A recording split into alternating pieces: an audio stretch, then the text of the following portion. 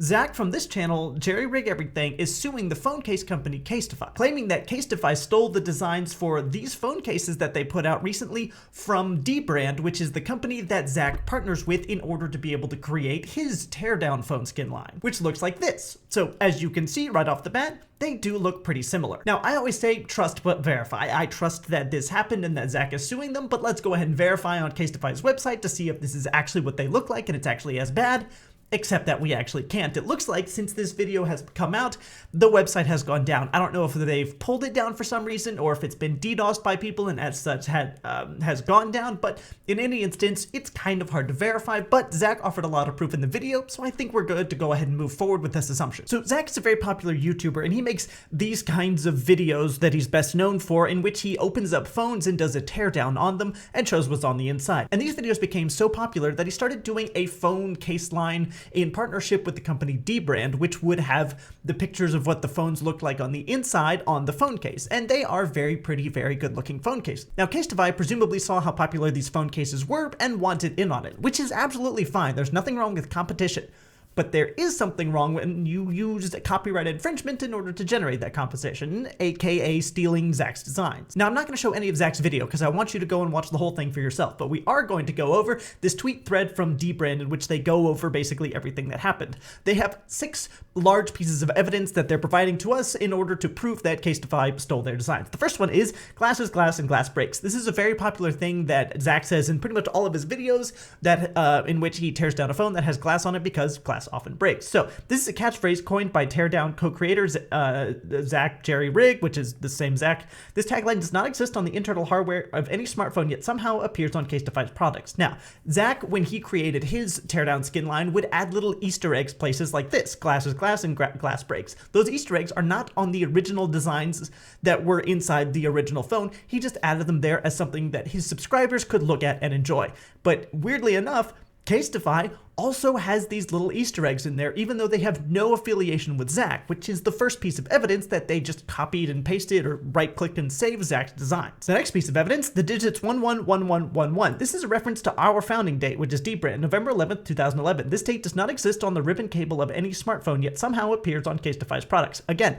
it appears on the inside of Zach's designs, but not anywhere else. It's not a real thing that there is, but it's still on the inside of Casetify's thing, and as you can see, the subscribe part was removed, but the 1111 was not removed. Exhibit C, the R0807. This is a reference to our Twitter handle, Robot. This string does not appear in the ZIF connector of any smartphone, yet somehow appears in Casetify's products. Basically, another Easter egg where they're referencing themselves and their Twitter handles and so on and so forth, that Casetify, when allegedly they ripped it off, they left that in there thinking that was a legitimate part of the phone's internals. Exhibit D, the all-seeing eye. This is a symbol we often use as evidenced by both the fabrication of our website and the dbrand pyramid PC built by Linus Tech Tips. This symbol is not present in the battery of any smartphone, yet somehow appears in Casetify's products. And then the last, oops, made a little oopsie there, the last thing, the 1111 watt hours. This is again a reference to our founding date. This error's watt hour metric is not the battery capacity of any smartphone, yet somehow appears in Casetify's products. Basically, there's 6 instances of Casetify having Easter eggs for Zach's JerryRigEverything channel inside of their products, despite the fact that Casetify has no affiliation and therefore would have no reason to have Easter eggs for a rival company and an unrelated YouTuber. And that, they are alleging, is evidence of this copyright infringement where they just stole the designs. Zach in his video mentions there are also some other Easter eggs that they put in there that Casetify removed, which proved that Casetify was doing it maliciously, where they were copying over, trying to get rid of anything that would make it look like they had copied it over, but unfortunately they missed just enough stuff that there is now a lawsuit about it. Now, for those of you that are thinking, well, this looks pretty open and shut, there's a lot of evidence, obviously they stole it, it's probably not that simple. According to this legal website, the U.S. patent litigation from the initial plaintiff's complaint to the end of the appeal will take on average 3 to 5 years. And that is a very long time. That's somewhere between, 2026 and 2028. That is a long time to wait, and probably we will have all forgotten this happened by the time that rolls around, but the saving grace for the situation is that probably it will not take that long. According to this other website, 95% to 97% of patent infringements lawsuits are settled out of court. And I would assume, given how very obvious this seems allegedly, as if they stole their designs, probably they're gonna settle out of court. I assume Casetify has enough money to be able to do this, and there's not an instance, I believe, in which it looks like they could really win, especially since Zach and Dbrand really do seem like they're planning to go all the way to try and get justice for this copyright infringement. One other thing I want to say is that the timing of this is also very important. The lawsuit was filed yesterday morning, according to Zach, and the video on it, along with the Twitter thread, dropped this morning, which, for those of you who are curious, in the United States, where this is all going down, is a public holiday.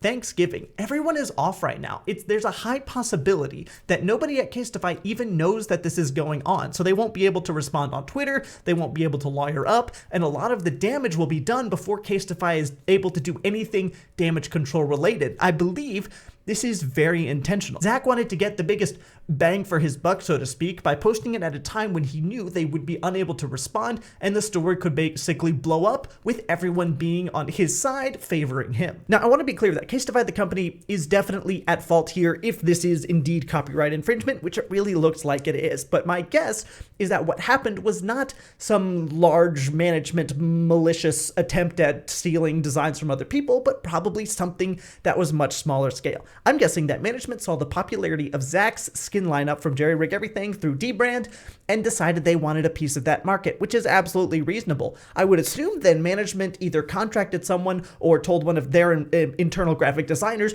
create us something like this. But instead of actually doing the work, they just copied and pasted it thinking that no one would notice. And then nobody at an upper level or with any kind of understanding of what was happening did any kind of a quality check on it to make sure that this was a real original design. Just copying and pasting it would be such a dumb, blatant thing to do out in the open for things that millions of people will see, that it seems mind-boggling that anyone above a very low-level employee or a contractor would have done this. It really doesn't make sense to me that this would happen, and I would be very surprised if it was discussed at any kind of a higher level. Rather, they just saw the design that someone that worked for them made, and they just took it and ran with it. Now, that doesn't make Casetify any less at fault. It is still illegal, it is still copyright infringement, and it is still a lawsuit that I assume they're going to try and settle out of a court, and if they don't, probably they will lose. I'm not defending them in any way, but I would be surprised if this was any kind of a large-scale operation to try and steal someone else's designs, because usually companies